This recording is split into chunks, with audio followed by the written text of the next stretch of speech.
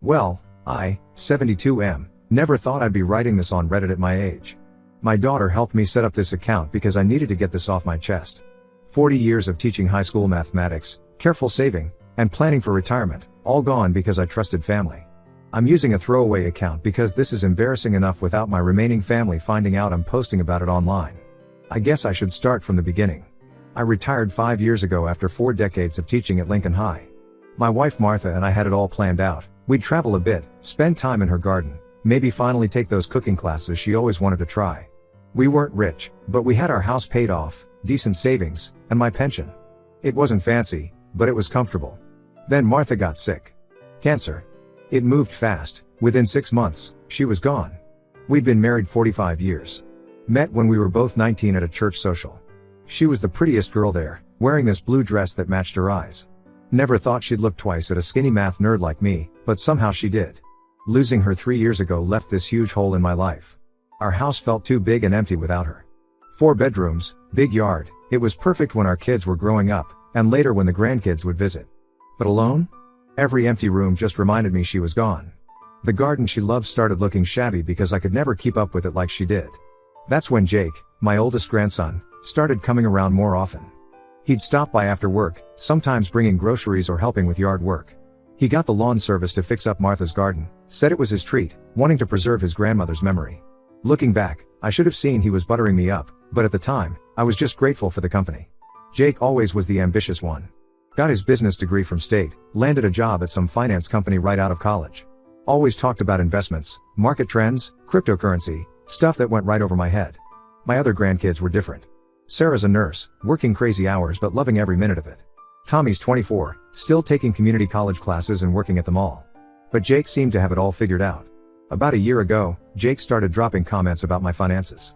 He'd see my retirement account statements on the kitchen table and shake his head. Said I was losing money letting it sit in low-yield accounts. Kept showing me these complicated charts on his phone about investment returns.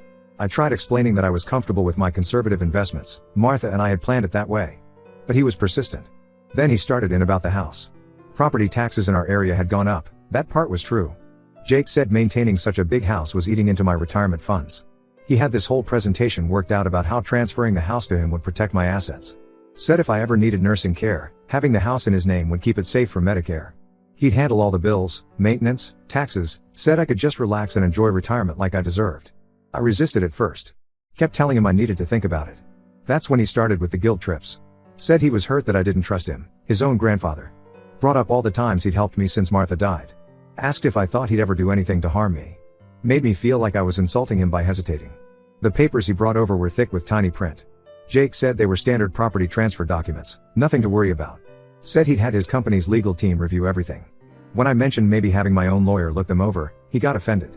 Said it was a waste of money since he was family. Even joked about how he'd learned from the best, said I taught him everything about doing the right thing. I know how stupid this sounds. 40 years teaching kids to think critically, and I couldn't see what was happening right in front of me. But when you're alone, when your grandson looks you in the eye and promises he's just trying to help. Well, I signed. Multiple papers, multiple places. Jake's finger pointing to each line, sign here, initial there. Said it was all routine. Everything changed within weeks. Jake said the house needed major renovations before it could be rented out, something about code violations and liability. Said I should move into an apartment temporarily while the work was done. He'd already found this small place across town, said it was just for a few months. Even helped me pack up some things, said he'd store the rest safely. That was 6 months ago. There haven't been any renovations, Jake moved in himself. Parked his new BMW in my garage. He's driving my car too, my late model Toyota that Martha and I bought new 3 years ago. Said it wasn't practical for me to keep it since the apartment has good bus access. Turns out those papers I signed didn't just transfer the house, they gave him control of most of my accounts too. Now I'm living in this tiny 1-bedroom apartment on the outskirts of town. Jake gives me $800 a month for everything, rent, utilities, food, medications. Says he's protecting me from scammers by managing my finances.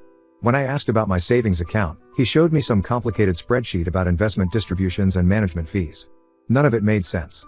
I finally broke down and told my daughter Lisa last week. She was horrified. Turns out Jake had been telling everyone a different story, said I wanted to downsize, that I'd asked him to manage everything because it was too overwhelming.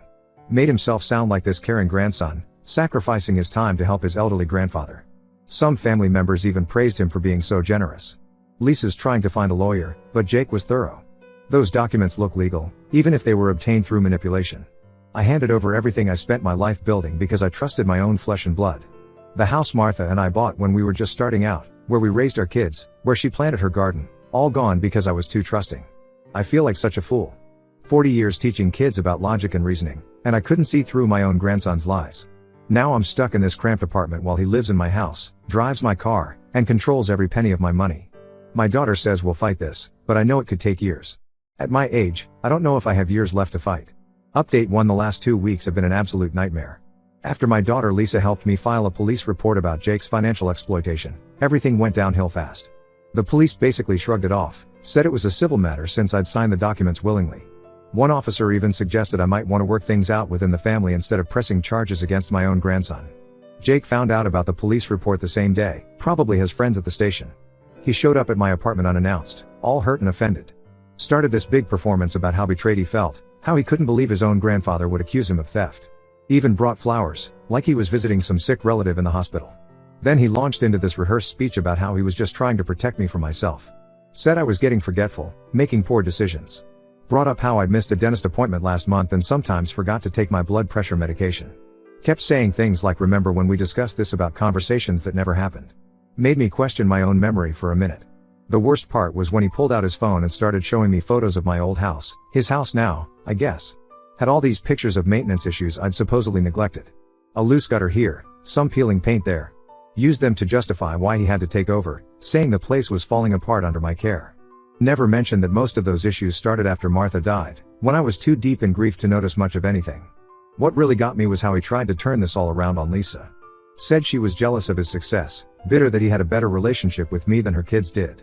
Brought up how she hadn't visited as much when Martha was sick, never mind that she was working double shifts at the hospital to pay for her own kids' college. Even suggested she might be after my money herself. The manipulation worked better than Jake probably hoped. My sister Ellen called me the next day, all worried about my confusion and suggesting maybe Jake should have full power of attorney just to be safe, said she'd noticed me getting forgetful at the last family reunion. Failed to mention that was right after Martha's funeral when I was barely functioning. Then my other grandson Tommy sent this long text about how unfair I was being to Jake. Said I should be grateful someone was willing to look after me in my old age.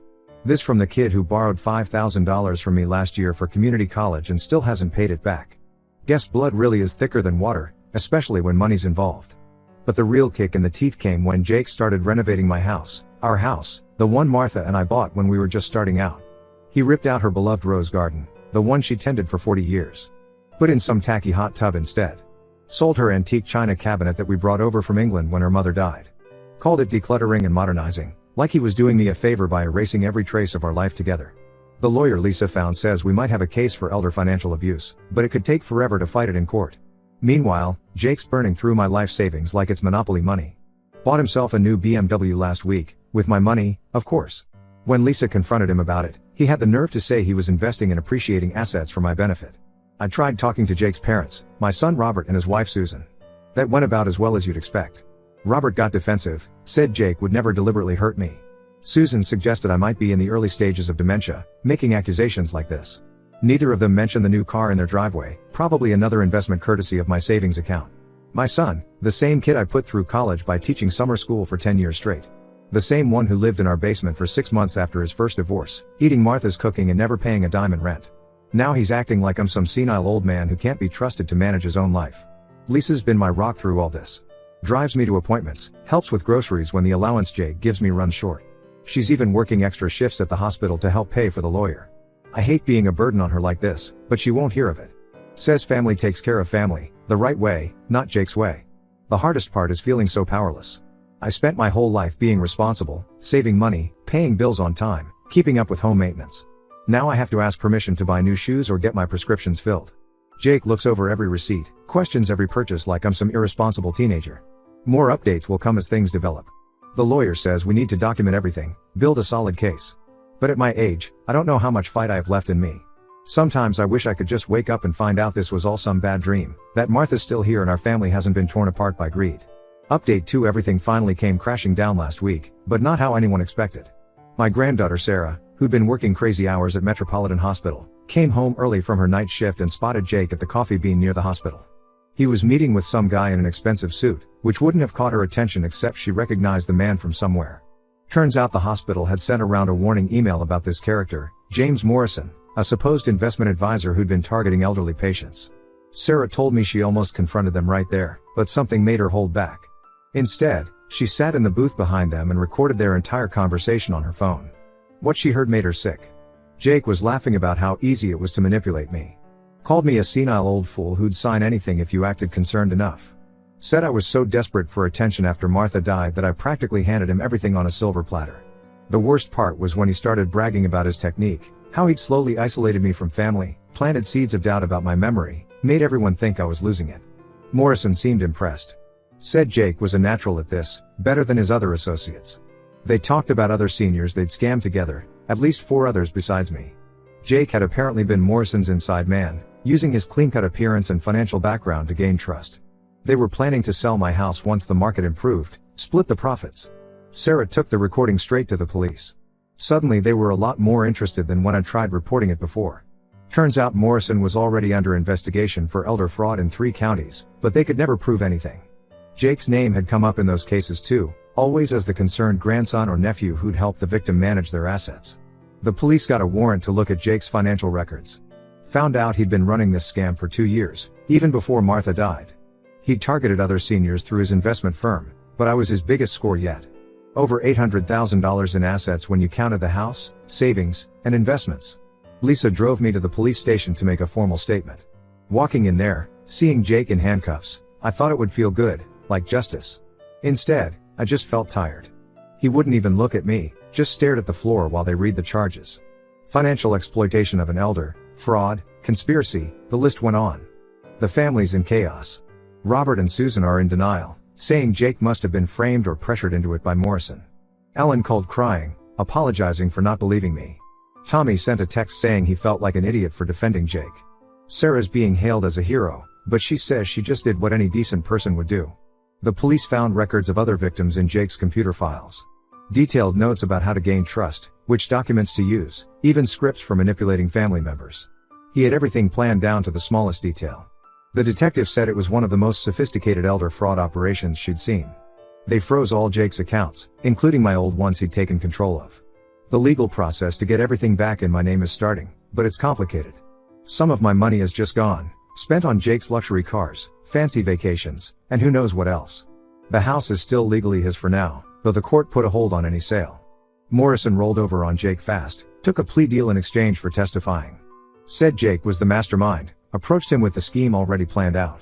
Apparently, Jake had been planning this for years, even before Martha got sick. Just waited for the right moment when I was most vulnerable. The hardest part is knowing this wasn't some mistake or moment of weakness. Jake didn't fall in with a bad crowd or get pressured into anything. He deliberately targeted his own grandfather, spent years planning how to steal everything I'd worked for. Used my grief over Martha against me. That kind of calculated cruelty from your own flesh and blood, it's hard to wrap my head around. The lawyer says we have a strong case now, especially with Morrison's testimony and Sarah's recording. But nothing can fix the damage to our family. Some betrayals cut too deep to heal. Update 3: the case is finally moving through the courts. Jake's facing multiple felony charges for elder fraud and financial exploitation. His lawyer tried to pitch some story about gambling debts and desperation, but the evidence against him was too solid. Morrison's testimony about their other victims sealed the deal. The district attorney offered me a deal, testify against Jake in exchange for a lighter sentence. My son Robert showed up at my apartment, begging me not to do it. Said Jake was family, that prison would ruin his life. Called me heartless for even considering it. I had to remind him that Jake didn't think about family when he was stealing from his own grandfather. The house is still tied up in legal proceedings. Jake's facing liens from his other victims now that they've come forward. 3 other seniors lost their savings to him and Morrison. One lady in her 80s had to move in with her daughter after Jake cleaned out her accounts. Hearing their stories made me realize how lucky I was that Sarah caught him when she did. My blood pressure got so bad during all this that I landed in the hospital for 3 days. Sarah was my nurse, kind of ironic. She's the one who really saved me, both times. The doctors say I need to reduce stress, but that's not easy when you're testifying against your own grandson in criminal court. The family's split down the middle now. Robert and Susan haven't spoken to me since I agreed to testify. They're telling everyone I'm destroying the family out of spite. Ellen and Lisa stand firmly behind me. Tommy's caught in the middle, but at least he stopped defending Jake. The prosecutor says most of my money is gone for good. Jake spent a lot of it, and what's left is tied up in assets they're still trying to trace. The BMW's been seized, and they're working on reversing the house transfer, but it's slow going. I'm still in this tiny apartment, living on my pension and what Lisa can spare. Sarah and Lisa helped me look at some senior apartments closer to them. Found a decent place with a small garden plot, not like Martha's, but maybe I can plant a few of her favorite roses. The rent's reasonable, and it's near Lisa's house. She says having me closer will make it easier to help out. It's strange how life turns out. I spent 40 years teaching kids about math, about logic and consequences. Now my own grandson's headed to prison because he never learned those basic lessons about right and wrong. Part of me still remembers him as a little boy, sitting on my lap while I explained fractions using cookie pieces. But that little boy grew into someone who could steal from his own family without remorse. The court date's set for next month. I know what I have to do. Jake might be my grandson, but if I let him get away with this, he'll just find other victims. More seniors who saved all their lives, only to have it stolen by someone they trusted. I can't let that happen. Martha would be heartbroken seeing our family like this, but she'd understand. She always said doing the right thing isn't about being nice, it's about being honest, even when it hurts. So I'll testify. Not for revenge, but because it's right. Sometimes that's all we can do.